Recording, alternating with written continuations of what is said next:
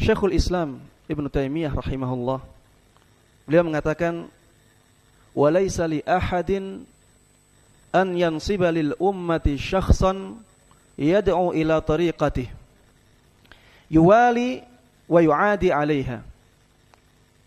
Tidak dibolehkan kepada seorang pun untuk mengangkat seorang individu sebagai ikon. Siapapun yang membelanya, maka dia menjadi temannya. Siapapun yang memusuhinya, maka dia menjadi musuhnya. Ghairan Nabi sallallahu alaihi wasallam, kecuali Nabi Muhammad sallallahu alaihi wasallam. Nabilah orang yang bisa kita jadikan sebagai individu, sebagai figur yang apabila orang memusuhinya, maka kita harus memusuhinya. Apabila orang lain mencintainya, maka kita harus mencintai orang tersebut. Hanya Nabi Muhammad sallallahu alaihi wasallam. Wala yansiba lahum kalaman yuwali alaihi wa yu'adi ghaira kalamillahi wa rasulih wa majtama'at alaihi al-ummah. Dan tidak boleh juga bagi seorang pun dari umat ini untuk membuat suatu pernyataan, suatu perkataan, dan dengan perkataan tersebut dia mencintai atau membenci orang lain. Kalau ada orang lain yang setuju dengan kata-kata itu, maka dia mencintainya. Kalau ada orang lain yang tidak setuju dengan kata-kata itu, maka dia memusuhinya.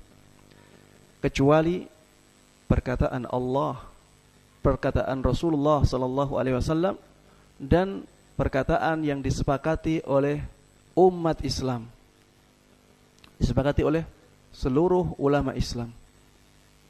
Inilah yang boleh kita jadikan sebagai perkataan yang kita mencintai atau memusuhi seseorang karena perkataan tersebut, yaitu firman Allah Subhanahu wa taala, atau sabda Nabi sallallahu alaihi wasallam, atau ijma' para ulama kaum muslimin.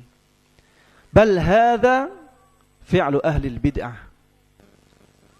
Orang yang demikian, yang mengangkat figur tertentu atau membuat pernyataan tertentu, dengan figur dan pernyataan itu dia memusuhi atau mencintai seseorang, ini adalah perbuatan para ahli bid'ah.